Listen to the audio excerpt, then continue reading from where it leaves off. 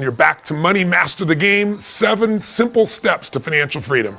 In our third session here, I'd like to now talk to you about step number 2. Remember, step number 1 was tap the power, make the most important financial decision of your life, which is to stop trading time for money, to become an owner, not just to somebody who is, buying things, but somebody who has become an investor. And the way you have to do that is by deciding a percentage you're going to save, and you're going to keep that and put into a financial freedom fund. You're going to take that money before you see it, put it aside, and you're going to invest it. I know the question you want to ask yourself is, okay, Tony, where do I put it? Before I tell you some places of what the best on earth say where to put it and how to divide that up, we first got to go to the second step. And that second step is become an insider. So you have to know the rules before you get in the game. I mean, think about it. We've all heard the story, it's been said a million times, it's almost trite, that when a person with experience meets a person with money, the person with experience ends up with the money and the person with money ends up with the experience. And that happens every single day in the financial world.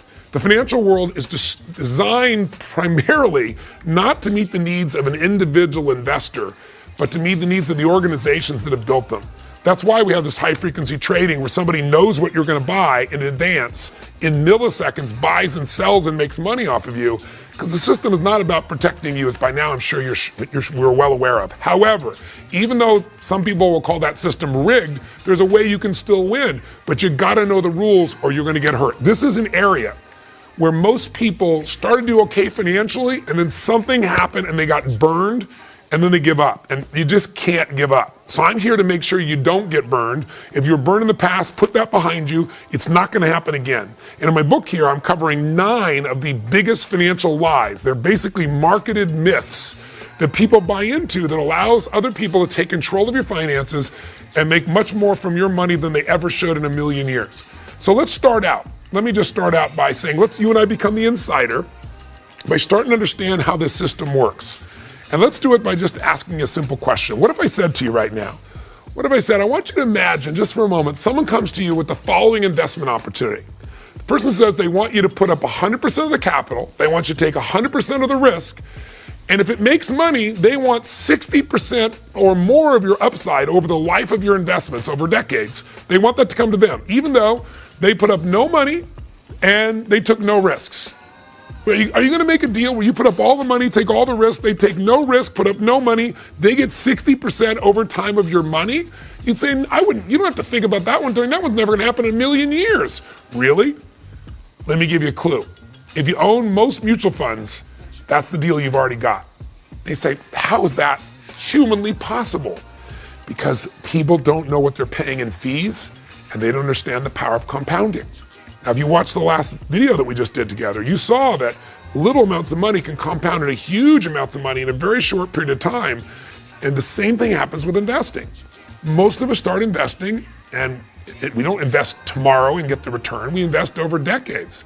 And in investing over decades, these hidden fees build up and they eat away. The person I went to get the answer for this was Jack Bogle. Jack Bogle is in his mid-80s. And Jack's been in the investment business now for 64 years. And here's what he said to me. He said, Tony, it's simple. Most people just don't do the math. The fees are hidden. He says, try this. If you made a one-time investment, just one time of $10,000 at the age of 20, someone gave you the money, you put it aside, 20 years old, and you just grew it at 7% per year over time, you'd have $574,464 by the time you got to my age, he said, which was 80. But if you just paid only 2.5% in management fees, and as you're going to learn in a few minutes, most management fees are more than 2.5%. I know they tell you it's 1%, but in this video, you're going to get an education so you don't get robbed in the future. But if you just pay 2.5% in management fees or other expenses, your ending account balance would have been only $140,274 over the exact same time period. I said to him, Jack, how is that possible? I mean, how could people be seduced like this? How could we be giving away that much? He goes, Tony, people don't do the math. The fees are hidden and the compounding happens over time. He said, it's insane. And that's why he built Vanguard. Because in Vanguard, there aren't all these hidden fees. If you were to invest in Vanguard and you say, I want to invest in the stock market instead of a mutual fund, you can own Vanguard's group of the market, this large number of companies, all the best companies, and you might be paying 0.14%. That's not even, say 0.24 is called 24 basis points. That's a quarter of a percent, 0.25. 0.14, you get the idea. It's not even a percent. It's this tiny little number. So as you're investing, the compounding is all coming to you, not going to fees. Now, Vanguard's not the only company like this, but Vanguard is set up as a nonprofit organization. It's one reason why so many great investors make investments in Vanguard. Now, I don't have any investment in Vanguard personally. I don't make any money off Vanguard. It's nonprofit. I'm just telling you because it's one place to go. DFA funds is another. And as we go through the book, you're going to learn where the best ways is to protect yourself. But let's just start for a moment and say, let's you and I say we want to win this game. We want to master the game of money. To master the game, we got to tap the power of compounding. But number two, we've got to become insiders that won't get taken advantage of. We've got to know the rules of the game before we get in, or we're going to get hurt. Because in this place called finance, what you don't know will hurt you. So I want to make sure you know. Let's talk about for a second, though, about what is the path to financial freedom? What does it really look like? I like to think of it as a mountain. And if you want to visualize a mountain, maybe we'll throw something on the screen for you at this point. Just imagine that there's two primary steps in investing. The first step is early in your life, you spend most of your life accumulating money. You're working your tail off. If you're smart, you're taking a piece of that, keeping it for your family, putting your financial freedom fund. You're letting it grow. And as time goes by, you're climbing the mountain of financial success. Now, there's a point when you hit the peak. The peak is that when that money machine of yours has enough money in it that you've hit what we call the critical mass, a peak level where from now on, if you would invest that money in a relatively secure environment, the income from your investments would provide enough income for you to never have to work again. So step one is you climb the mountain. And climbing the mountain, there's a lot of things that knock you off the mountain, like bad fees, like bad advice, like bad investments. It can throw you back down the mountain, starting over. But if we can help you, and that's what I'm going to do here in this book, I'm going to guide you up the mountain. But once you get to the mountain, nobody talks about this. Most of the financial planners don't, and certainly brokers don't. You have to decide at some point, I'm going to take the money I have, and I'm going to start taking it out, and I'm going to start to spend it. I'm going to start to ski down the mountain at some point and just take in life, take in my family, enjoy what I'm doing in my life. And hopefully that'll last for you 2 or 3 decades. Because today, if people retire at 65, the average person lives to be 85 if they're 65 years old. That's 20 years of retirement. And that's the average. Many people live 30 years. So that's a long time to get skiing and enjoying. But to do that, you got to also, as part of this book, say, when do I start taking the money out, and how do I make sure that money's going to really be there? Because if I climb the mountain and then the stock market drops 50%, then I'm no longer at the peak of the mountain. I'm almost starting over. I might be 65 years old, like what happened to people in 2008. Now, let me give you an idea of how we're going to help you get up that mountain. The first thing we're going to do is start looking at what those myths are, that if you don't understand them, they can take you down very quickly, like missing the rocks and dropping quite a ways. And one of the first myths that people tell you all the time is, give us your money, we'll beat the market. Well, let me give you an idea of where do most people in America put their money. They put it in a 401k, right, or some form of retirement account. There aren't many pensions that are left unless you work for the government. Few very large organizations, but very few. And so your goal is to have a pension eventually. Your goal is to have an income for the rest of your life so you can ski down the mountain and have a great time with your friends and your family and do what you want to do. So how are we going to build up to that? Well, most people don't know where to put their money. Most people work their tail off at their job. They come home, they want to be a great lover and friend and parent, and they want to make a difference in their community and take care of their family. And we got so many things, and we got to be an investment expert on the side. And because we're not investment experts, the people that are the experts, they know how to rig and wire the system to chip away at what we have and compound it over time to get the majority of the profitability if we let them. In fact, David Swensen gave me a great quote. David Swensen is the gentleman who's the chief investment officer for Yale, and he took their endowment fund, which has taken a century, I guess, to accumulate of $1 billion, and he converted it into $24 billion, to be exact, $23.9 billion today. And he did it in 2 decades. It's unheard of. He is the rock star of institutional investing.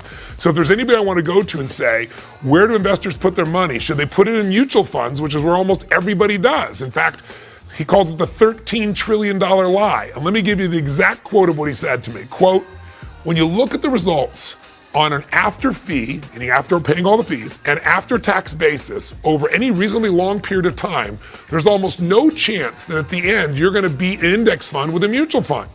Now, he wrote a book, by the way, called Unconventional Success, and this is a guy that is unmatched in the business. So most people are saying to you, and I talk about this in chapter 2.1, they're saying the first lie is we're going to beat the market. And most money managers are doing it through a mutual fund. But to give you an idea, here are the statistics. And this is a statistic you should know. If you forget everything else on this video, this one will free you from hypnosis and from the marketing. Because by the way, ask Jack Bogle, how is it people are putting the money in mutual funds when they're putting the money up, they're putting all the risk, they're taking all the risk, the other people aren't, and they're getting all this money taken out of their pocket? And he said, Tony, it's marketing. He said, you can market anything. We marketed people to smoke cigarettes for decades. You can get people to do the dumbest thing. First time you smoked a cigarette, what was it like? You can go, yumbo, you cough like crazy, but then your brain went, hey, the sex will be worth it, because you saw this advertising and it convinced you. He said, that's all we've done with mutual funds. That's all we've done with these financial institutions. So here's the statistic you need to know. 96% of all mutual funds, stay with me now, 96% of all mutual funds do not match the market, the general market, over any 10-year period of time. I want you to sink in for a second. What does that mean? You have a choice. You can go to a mutual fund. Most mutual funds are going to tell you, if you ask the person, what are my fees? And they're going to say, well, the fees here is 1%. That 1% is usually what's called the expense ratio. But if you were to actually go through and stay with and go through the 30 or 40 or 50-page document and read all the legalese, you'll find out something very different. In fact, there's a gentleman who has a degree in economics. His name is Hilton Smith. And Mr. Hilton Smith decided that he wanted to understand why was the market going up, but his account wasn't going up. And having a degree in economics, and he worked for Demos, which is a fund of kind of a brain trust, if you will. And he said, I'm gonna make a project to dig in here and figure out what I'm really spending. And a couple things happened. Number one, Forbes did an article and did some of the work for him. They went in and found out that the average mutual fund in America today charges 3.19%. And you say, that's not possible. Mine's only 1%. But what happens is you go underneath and the expense ratio is 1%, but in that contract of yours, there's all these other terms, A, B sources. There's literally, if you look at my book, there are 17 different terms for things that you may not know are fees, but they take money out of your pocket just the same. And when you take out 3.1%, imagine you're making a 6% return and your mutual fund costs you 3%. You mean you net 3%, and you don't even net it because now you got to pay taxes on it. And oh, by the way, if you have a mutual fund, most of the mutual fund managers are saying to you what? Buy and hold on to us. But the mutual fund manager doesn't buy and hold. The mutual fund manager actually goes out and very often is trading all those stocks, all those bonds, trading constantly. So when things are being traded constantly, there's a tax impact. When you buy something and you hang on to it, a piece of real estate, anything, a share of stock, and you hold on to it for more than a year, a little past a year, you develop a different tax rate. You get what's simply called capital gains. Today, capital gains tax is 20%, and then you pay whatever your state tax is, as opposed to ordinary income, which might be 50% for you or close to it when you add everything in. So big difference in what you get to keep. If you're in a mutual fund, they're trading constantly. You may keep the mutual fund for more than a year, but when you get your bill, you're going to get an ordinary income tax rate. So if you're a person who makes, and you're a 50% tax rate, you had 6% return, 3% came out with fees, and now the balance of 3%, you're going to pay 50% in taxes. You're left with 1.50%. You make 1.5% for taking the risks of being in the stock market. It's crazy, totally crazy. But most people just don't know. They have no idea what really happens. So I want you to see two things here. First of all, I want to show you that trying to pick the right mutual fund is next to impossible because 96% of them don't match the market. Well, you could have owned the market for, let's call it 20 basis points. You know what that means now? It means 0.20. It means less than 0.25%. Or you could have owned the same stocks through a mutual fund and paid 300% more or more, 3,000% more at 3%, than what would have actually cost to own the same product. If I said to you, you could own this car for $20,000 or someone else bought the car for $30,000, $300 versus $30,000 or some ratio like that, you go, it's the same car. That's the same thing with these investments, but you're paying those kinds of fees. Am I making sense? I know I'm hammering this hard. So let's separate these two. First, are you ever gonna really beat the market? That's the myth everybody has. And I'm just here to tell you, it ain't gonna happen. Now, I'm not saying it. I've interviewed Warren Buffett. I've interviewed Ray Dalio, one of the largest hedge fund in the world. I interviewed David Swensen. I've interviewed Jack Bogle. I've interviewed Nobel laureates. And they all, one after another, say nobody beats the market except a few unicorns. There's a tiny number of hedge fund guys like Ray Dalio, who, like Paul Tudor Jones, who've been able to beat the market year after year for years. But unfortunately, I say nobody beats the market because you're not gonna have access to them. Ray Dalio stopped taking money a decade ago. It doesn't matter how rich you are. Paul Tudor will not take your money no matter what it has, because these guys got so big that when they made an investment, it was so big, if they got in and out of the market, they couldn't get in and out. They weren't flexible. So the best people in the world are just not available anymore, and they were only available to the ultra-rich anyway. So if you and I are gonna practically succeed, what's your chance of taking your 401k and picking the right mutual fund? Well, if 96% don't match the market, and only 4% do, I'm gonna find that 4%. Really. Let me tell you what the chances of finding that 4% are. Ever play blackjack? If you go to Vegas or wherever you go, Atlantic City, someplace in the world, play blackjack, go online and do it. I'm sure you know how to play. It's called 21.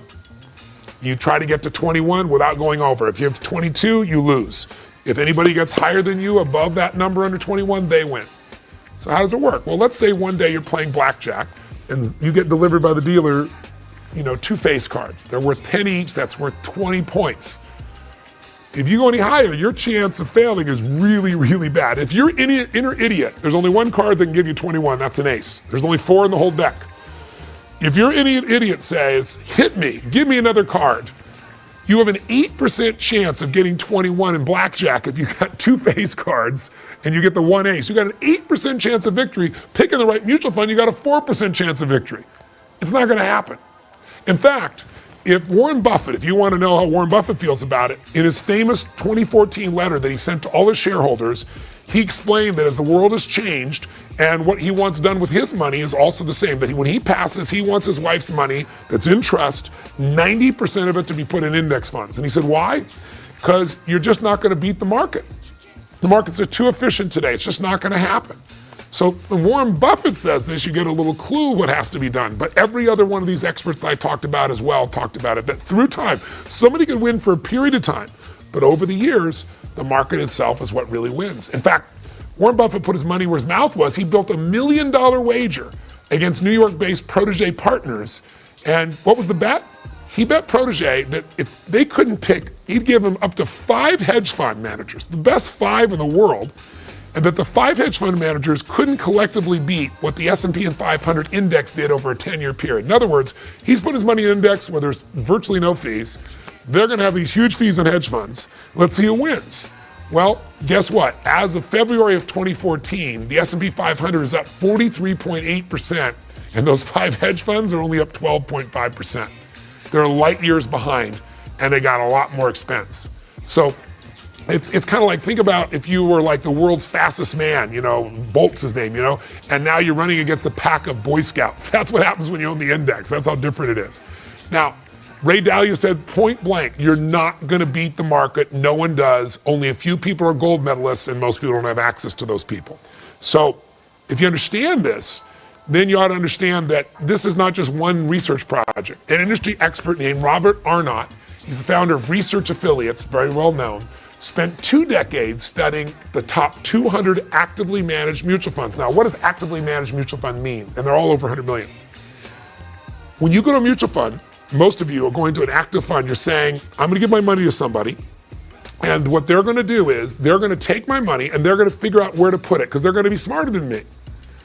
But in reality, 96% of the time, you could have just taken what the market was overall, a piece of the top companies, 96% of the time you'd be doing better. What did Arnott find out? The results were startling. From 1984 to 1998, a full 15 years, only 8 out of 200 fund managers beat the Vanguard 500 index. That's again less than 4% odds, exactly the same as the other study that I gave you. In fact, here's one that'll really mess up your head. There was a study done over a 20-year period, starting December 31st, 1993, and it ended December 31st of 2013. And it was to find out what did the S&P 500 return on its average return versus what did the average mutual fund investor make. And it was done by a group called Dalbar, which is very famous. Here's what they found. Number one, if you own the index, if you just own the stock market, a piece of it all, you had an average compounded rate of return of 9.28%. But the average mutual fund investor made just 2.54%. And that's Dalbar research. I mean, think about that. A nearly 80% difference between somebody who just owned the market versus somebody who got an index that cost them next to nothing. Now, some people say to him, Tony, no, I'm smarter than that. I go to Morningstar. I go look, and if you're not familiar with Morningstar, they're a rating service, and they rate all these funds. I go to Morningstar, and I only go out in there, and I get 5-star funds. That's all I invest in. Well, 5-star funds are so important that a study that was done over a decade long found that 72% of people put their money in 4- and 5-star funds. $2 trillion goes into whatever Morningstar calls a 4- or 5-star fund. There's just one problem. Researchers went back all the way to 1999, did a 10-year study, and guess what they found out? Of those 5-star funds, there were 248 mutual funds that were rated 5 stars. That was at the beginning of the period. At the end of the 10 years, only 4 of them were 5 stars. And David Swenson told me, he said, Tony, that star system is so important. I want to tell you how they manipulate it. He said, what mutual fund companies do is, check this out. He said, wouldn't you love to invest like this? They open up 5 different types of funds. One's an international fund, one's a US stock fund. They do all these different funds. And they see how they do. And the ones that don't do well, they eliminate. And the ones that do, they promote and market. And they say, we have this 4-star, 5-star fund that's getting you this great return. He said, wouldn't you love to tell your friends, make 5 different investments or 10, get rid of 90% of them when you lose money, only count the one that made you money and promote to your friends you're the next Warren Buffett? He said, that's what they do. He said, Tony, I gotta tell you, that 96% you quoted, it's false. Because they don't count all the funds that they've either immersed with another one so it disappeared or just let go of. I mean, it's mind-boggling what's happened in this area. So as we roll along, I want you to understand that if you're gonna really make money and compound your money, you're gonna wanna own the market. And you're gonna wanna not be paying ridiculous fees. And I will tell you one more thing. When people talk about fees, a lot of people think, well, because I'm in my 401k, then I don't have to worry about fees. In fact, a lot of people think there are no fees in their 401k. Some research showed that 1/3 of people think there are no fees in their 401k. Nothing could be further from the truth. Forbes article that showed the average mutual fund was 3.1%. They found the average fees that people are paying inside their 401k is worse than if they would be paying taxes, over 4%. Now, what's the impact of fees? Let me give you a little visual on this so you get a sense. Because otherwise, right now you might be saying, Tony, you're babbling, 1%, 3%, who cares? You should care. You understand compounding now, right? So let's do an example. Let's take 3 friends, and all 3 friends are equal. They're 30 years old, and they all start out with, let's say, $100,000, or they're 35, and I start with $100,000. And they're gonna invest for 30 years, from 35 years old to 65. They all invest in the exact same stocks. But one person does it in a mutual fund that charges 3%, one does it in a mutual fund that charges 2%, and one does it in a mutual fund that charges 1%. Well, let me figure out here just for a second, what's the impact of that? Well, the person who was only charged 1% in fees, their $100,000 over 30 years, growing at 7% compounded, $100,000 becomes $574,349. It becomes almost 6 times what they started with, and all it did was let that money grow. Right? They didn't add money, it was just compounding. That's the power of compounding. Once again, tap the power, baby. But if we roll a little further, you start to look down, and what do you find out? You find out the person that was being charged 3% in fees, they found themselves in a very, very different world. Those people, that person, instead of having almost $600,000, has literally $324,000, $340 left. They literally have 77% less money. And what was different? They invested in the same stocks. They invested in the same pieces. The only difference were the fees. 77% went to fees. So one person's got almost $1 million, and the other person is probably trying to figure out how they're going to survive, because that won't last very long. In fact, Jack Bogle, the founder of Vanguard, says, quote, "I think high costs eroding away your returns are as much a risk for investors as the economic situation in Europe or China." So you don't want to get pulled into this. And I do recommend you read the article in the book. It's the Forbes article. It's called The Real Cost of Owning Mutual Funds. It's written by Ty Burnick, and he peels back the layers to dissect the actual costs and arrive at that heart-stopping total of the average mutual fund costing you 3.17%. And on 401k plans, which you're supposed to have as a low cost, he started finding out the hefty expenses were even more. So the average plan administrator, to do your 401k, they charge an administration fee. It's somewhere between 1.3 and 1.5% annually, according to the Nonpartisan Government Accountability Group. That's what they found. So that's $1,300 of every 100,000 just to participate in the 401k.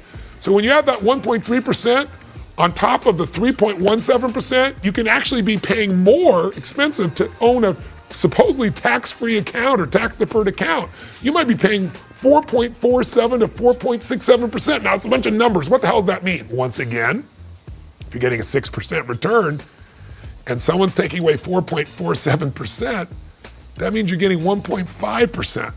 And then you have to pay taxes on the 1.5%. That's totally insane. Are you becoming an insider? See, I want you to get it. Next time someone says, "I'm going to beat the market," they might beat the market for a year or two or three or four, but they're not going to do it over a decade or more. Nobody does. Nobody stays that way. There's a few unicorns. I'm going to introduce them to you in this book. I'm going to show you how they invest so you can do it directly if you want to, but it's not going to happen through a mutual fund. Again, I'm not here telling you anything that's my opinion. Everything in this book, as you go through the book, you'll see there's nothing that's my opinion except what to do emotionally. When it comes to investing, this is not the Tony Robbins show. This is the show of the Ray Dalios. This is the show of the Jack Bogles. This is the show of David Swenson. This is the show of Kyle Bass, who took $30 million and made it $2 billion in 2 years. This is the show of Paul Tudor Jones, who's made money every year for 28 consecutive years. This is the show of the best on earth. For the first time, they're opening the doors and they're showing you what's happening. So let me give you one more myth and then we'll get out of this section. Are you seeing, by the way, what a difference this can make? I mean, I gave you a $100,000 example. Many of you out there, you're going to accumulate $1 million. $1 million growing at 7% with 3% fees versus $1 million growing at 7% with 1% fees. It's the difference between $7 million versus $4 million. It's a $3 million difference. The numbers only get more intense if you don't take care of yourself. So in the book, I'm showing you how to do that. But what's the most valuable way to take care of yourself? Because right now, my guess is I'm talking 100 miles an hour. I'm passionate. That's why it's better to read the book. But some people want to watch a video, so I'm here for you. But you're saying, like, "Tony, you're running these numbers for me. What do I take from this?" Here's what you take. You're going to be taken unless you become an insider. What's the first rule? Nobody beats the market. How are you going to protect yourself? If you make investments of this sort, you're going to be looking more likely to own the market in an index. And the second piece they're going to tell you is fees don't matter. You're going to go, BS. Fees are compounded and they matter. In fact, Mr. Hilton Smith, when he did his research, he found that somebody who only makes $30,000 a year on average in their lifetime will lose $150,000 in fees. That's a small investment. That's someone that's give you an idea. If you're making $30,000 a year, that's 5 years of retirement that they give up in fees. Now, most people watching a video like this, most people reading my books, earning substantially more than $30,000 a year. So if you're in the $100,000 range, it might be $500,000 or more in fees. Just think about that. This book, this little video, if you hear me right now, if you'll stay with me and just go, I am not going to be taking advantage. I'm an insider. No one's going to beat the market long term, so I'm going to go for indexes on those areas. I'm not going to let somebody hammer me on fees. I'm going to go for the lowest possible fees, and I'm not going to get diluted by somebody pumping me up with some story. I'll tell you a third lie you should be aware of. Average returns. Average returns. You know, you might have your broker say to you something like, "Hey, Overall you're doing good. Your average return is X. Let me give you an example. Let's say you buy a bunch of investments and your broker says to you, well, overall it's not bad. I'll give you a perfect example. Let's say, imagine a stock market, and this is an imaginary, it goes up, or a stock, you own Apple, and it goes up 50%, and then it drops 50%. And then it goes up 50%, and then it drops 50%. Just watch that, up 50, down 50, up 50, down 50. Look, it looks like a straight line, doesn't it? On paper, it's a straight line. On paper, your average rate of return was 0. You didn't make money, but you didn't lose money. But if you put dollars to this, you'll see it's quite different. Because there's what we call average returns, and then there's actual returns. And I'll give you a clue, actual returns are the only thing you can spend money on. You can't take average returns. So let's say you put $100,000 in, and it goes up 50% to $150,000. Now that 150 is gonna drop 50% down to 75,000. Now it goes up 50%, oh wow, 75,000 going up 50%. Now I'm on 5,000. I'm off of my number, they'll put on the screen. And then it drops 50%, and look where you end up. You end up not even, you end up down 43.75%. Check it out. And you would have thought you were even. See, these are the types of tricks people use to manipulate your mind and get your money. So let me finish with one final lie that might be really helpful for you. Let's see what we've learned so far in this film. One, we've learned nobody beats the market. We've learned that we have to really be smart in this area because it's easy to be seduced. Somebody might beat it for a while, but not long term, not according to Warren Buffett, not according to the 50 best experts that I've interviewed. Second, fees do matter. So we want to reduce those fees as low as humanly possible. Third, average returns are not real returns. In fact, in mutual funds, the numbers they actually advertise, when you see that's the rate of return they've gotten, is not the return you're going to see. Because the vast majority of people, and by the way, Jack Bogle goes crazy about this in my interviews, the average person thinks, oh, if I put my money in that mutual fund, that's the return I would have gotten. But most people put their money in at different stages, like a certain amount each month to your 401k. Your actual rate of return is not the same as the whole year. They might have had a good month. If you weren't in that good month, or you only had a certain amount of money in that good month, you didn't make an 8% or 9% return, you made something far less. So there's a lot manipulating you. So where do you go? Where do you go to trust somebody? Well, here's the worst part. First, somebody tells you they're gonna help you beat the market. They don't. Then they're gonna tell you fees don't matter, and they're gonna have you take the risk, you put up the money, and they're gonna take a lot of money. Then thirdly, they might promote to you, you're doing okay on average, and then after all that, here's the fourth lie. They'll look in the eye and say, I have your best interests in mind. And unfortunately, then maybe the person representing you does.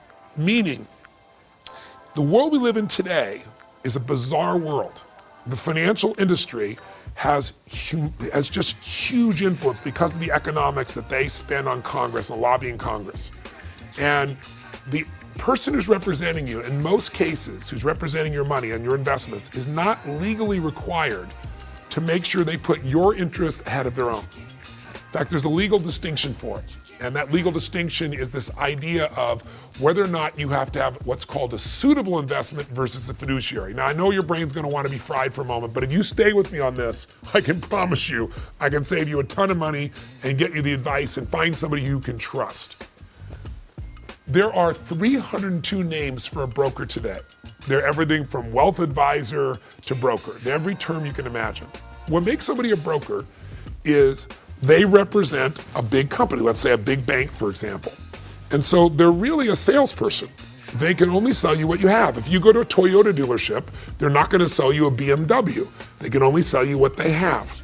And they make the company, what they promote is what the company is designed to make money off of. So whatever fund they're gonna sell you, they're designed to make money off it, and that's what they're selling. Now this person selling to you might be sincere, they might care deeply about you, they may even put their money the same place you put yours.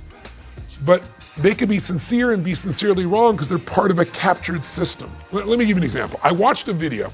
A friend of mine sent this to me. It was a YouTube video, and it's called The Butcher versus the Dietitian. And it's a simple video, but it's so smart. It's one of those cartoon videos where the guy speaks and they draw it. And what they did in this video is the man in the video says, listen, let me explain to you the difference between what we would call a broker and what you would call a registered investment advisor, an RIA, or also the word is used as a fiduciary, somebody who is legally required to put your needs ahead of their own. He said, if you go to most parts of the country and you go to a butcher shop and you go and you go, I'm having dinner with some friends over, what do you suggest? One thing's for sure, whatever they're gonna suggest is gonna be meat because that's all they sell. So they might say, we got some great lamb chops here, or we got this roast that's come from here, or we've got this steak that comes down from South America. It's the best stuff, it's the best stuff we got. That's what they're gonna sell you. If you go to a butcher, they're gonna sell you meat. But if you went to a dietitian and you said, what should I have for dinner tonight?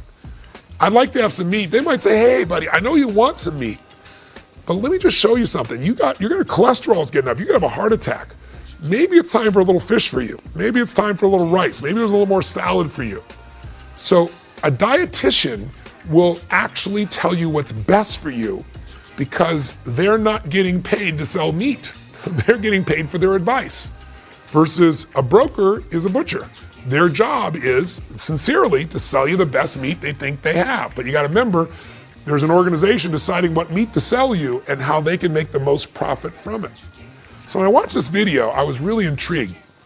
I thought it was such a simple way of describing it. And it said what a fiduciary is. A registered investment advisory, an RIA, a fiduciary, is someone you go to who is required by law to make sure what they get you is best for you.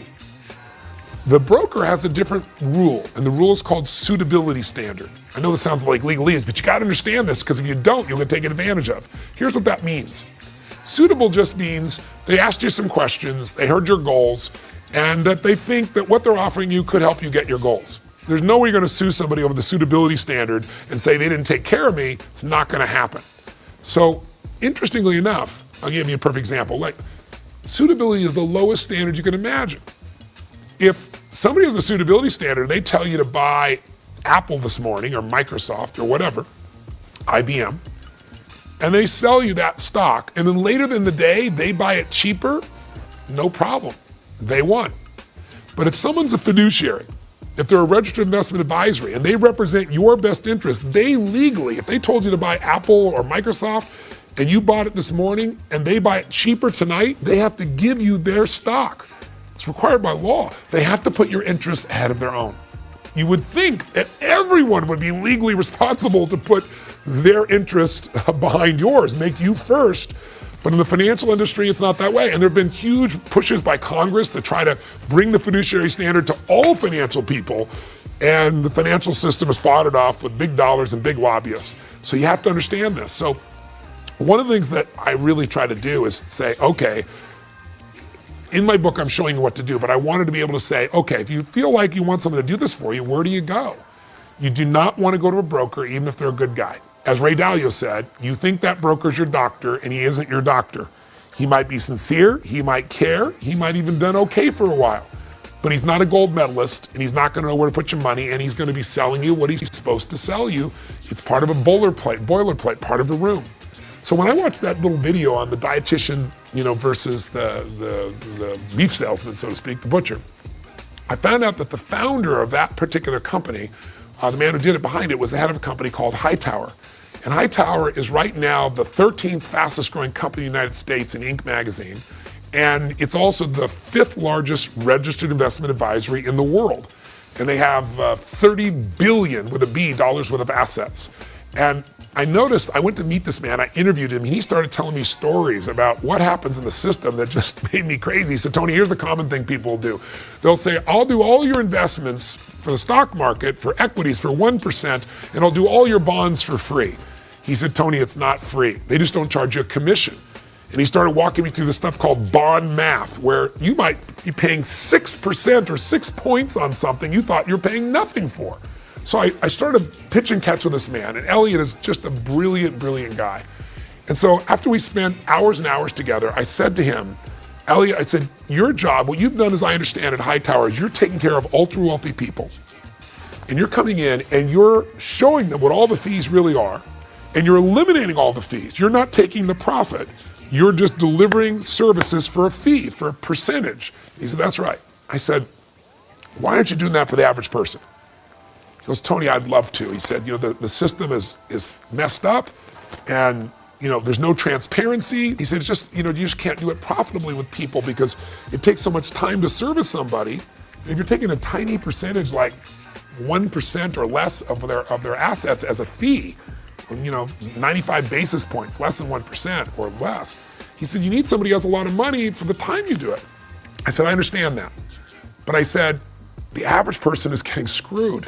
They have no idea what they're paying for in fees. They have no idea how much risk they're really taking. They don't even know what their real return is. Someone's telling me an average return. He said, I know. I said, you should do this. I said, even if you don't make money, you should do this, and you should use technology. Because you could get, today, instead of using a human being's brain taking hours to do that, you could do this with technology. And I basically pitched him on saying, I want you to go and think about this and think about how to bring the level of advice you give to ultra wealthy people to the average person. What was really cool is he felt the spirit of it, and we built a real great relationship. And over the next 3 months, he went back and worked with his teams. And he finally came back and he said, Tony, I introduced him to some people that had some patented technology that was extraordinary. I have no investment in it. I wasn't selling it. I just said, these guys are the best. I connected with him. He said, I need somebody just to be my partner. I need a chief investment officer that's somebody that's really brilliant so that we don't just have technology, but we have people on the ground that can help people as well. And he said, I'd like to find a way to partner with him. So I introduced him to a man named AJ Gupta from Stronghold Financial Services. And Stronghold Financial is a great organization. In fact, I know they're great because he's been my registered investment advisor for my family for almost 7 years. And he's done amazing things for my family. So I introduced the two of them together. And they got together, took their decades worth of experience. And by the way, AJ Gupta was picked by Charles Schwab this last year, and they made him the example, if you would, of the best of the 10,000 registered investment advisors. So he's kind of the face of registered investment advisors in the ads you'll see for Charles Schwab, because Charles Schwab was so impressed by AJ. So I got AJ together along with Elliot, pushed them really hard, and they put together what's called Stronghold Financial. And if you go to strongholdfinancial.com, they built a site where within seconds you can put in your accounts, and it'll pull all of them together, and it'll tell you three things for you. It'll, number one, tell you immediately what are your real costs of what you're doing. Like, what are the real expenses? And it'll show those costs so you know what they cost versus what you could have got it for. It shows it right there so you know what your expenses are. And the second thing it does is it shows you what your level of risk is. Because a lot of people are taking a level of risk they're not even aware of. And then thirdly, it shows you what your return has been over the last 10 or 15 years for whatever you've invested in, your real return. And then lastly, it compares if you would have invested in something else, like a different example, a portfolio, including one designed by Ray Dalio, the man who created the fund I told you about in the first video that's been 85% successful, made money 85% of the time, backtracking it to literally 75 years. And a man that's, he's made in his own funds, in his alpha fund, he's made 21% per year for 23 straight years.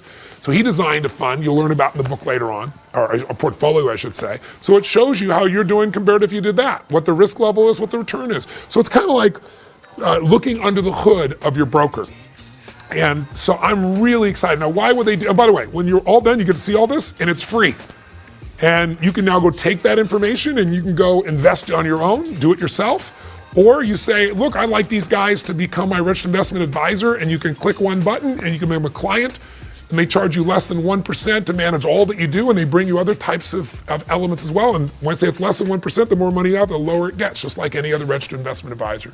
So I'm really proud of helping to kind of put this together. These guys are bringing conflict-free advice to you, and you're on your own to be able to go apply it, or you can work with them.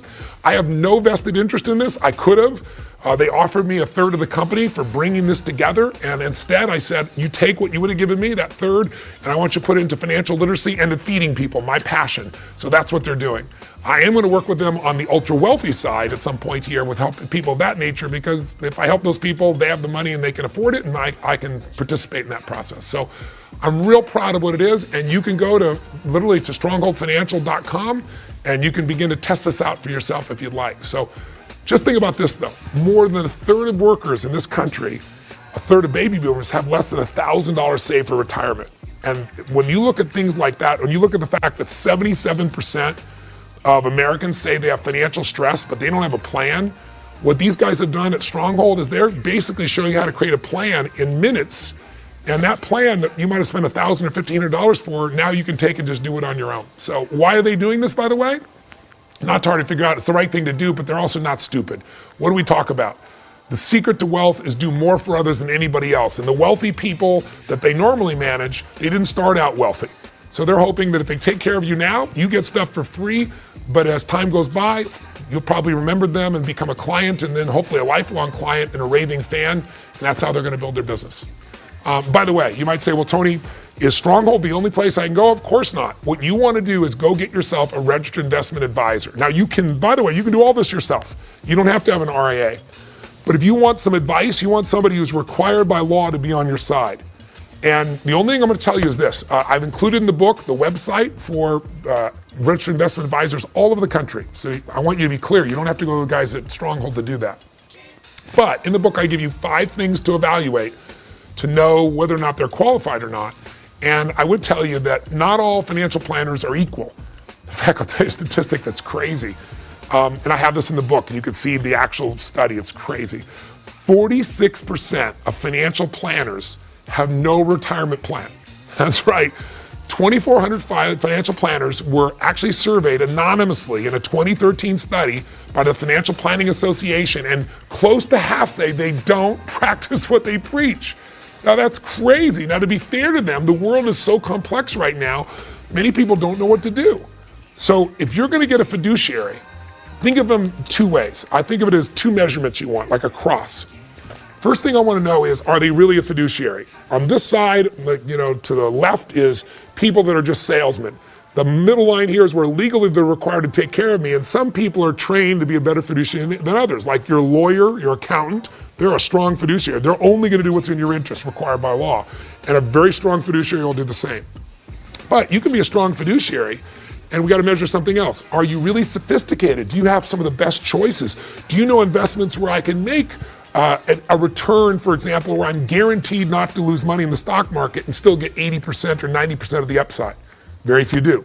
Do you know, for example, how I can invest in senior housing where I might get a 7% return and 50% of the upside? To know what other types of investments are available, I need somebody more sophisticated versus less sophisticated. You can have a fiduciary who's really looking out for your interest, but they're not very sophisticated. They're a good person, but they don't know much. Or you can get a fiduciary that knows a lot. The wealthy have high sophisticated people. Some get taken advantage of, but the smartest ones have fiduciaries as well. So that's like Hightower. Our goal is move you from left up to right, if you will, to where you have high sophistication and high fiduciary. And that's one of the things we try to do here with Stronghold, to bring some of those resources down for you. But again, you pick who you want. All I'm going to tell you here in the end is make sure that whoever's going to represent you is on your side legally, not just sincere, not just they care. You want a fiduciary, okay? So we covered a whole lot in this session. My gosh, we covered 4 of the lies. Quick review. Number 1, you know the first of the 7 steps now. You know that the bottom line to getting to financial freedom is you got to tap the power of compounding. You got to become an investor and owner in American stock market or in stocks and bonds. You got to become an investor, period. Real estate, whatever. You can't just be a consumer, and the way you do that is you pick a percentage, you automate it, and you start building a freedom fund. Have you done that first step? If you haven't, when you close this, go to Fidelity, go to Schwab, find a way to automate and take a percentage off that's going to be automated every month where you don't see the money. 2, this session, become an insider. You got to become an insider. You got to know the rules of the game before you get in. Rule number 1, nobody beats the market long term. Get yourself an index if you're going to be in those markets. And there's all kinds of indexes you'll learn. There's real estate indexes, not just stock markets. What you want to do, number 2, is fees do matter. You don't want to be paying a ton of fees. You want to be in that 1% range or below, not 2 and 3%, or maybe even less than 1% if you're just doing it all yourself and you have a small amount. Take a look at your 401ks. In the book, I have a whole chapter on 401ks that's really simple. And if you're an owner, you better read it, because most owners don't realize they're the fiduciary. You're responsible legally to your people to make sure your plan is the best. And if it's not, you can be fined $600,000. Take a look at the book. It'll get your full attention. You're required by law each year to compare your 401k to the best of the best. And if you don't do that, you're exposed by the Department of Labor. Anyway, important piece, 401ks. Third, Don't get sucked into average returns. Up, down, looks even. You're down 43.75% on that same example, going up 50, down 50, up 50, down 50. So you're not gonna get seduced. Fourth, even if you like your broker, even if they got a beautiful name like Wealth Manager, make sure who's representing you is a fiduciary. You don't want a suitable investment. How do you feel if somebody said, let's go have a meal there, the food's suitable? Or what if you said, honey, how was the sex tonight? Well, it was suitable. Right? You don't want that. You want the best. You want somebody on your side. You want fiduciary, baby. You don't want a butcher. You want a dietitian. Am I making sense? I hope this session's been helpful to you. I'll look forward to seeing you in the future. This video has been designed to be part of this initial series, but I'm going to expand this series as time goes by. And if you're interested, you can find out more in the future. But right now, all the answers you need are in your book, Money, Master the Game. Those 7 simple steps to financial freedom. Take them now, begin them now, take these first 2 steps, and you'll be on the fast track to the wealth you deserve. Thanks for letting me participate. I hope you come online and communicate what you think of our programs, and I hope I someday get to meet you in person real soon. Live strong and live with passion.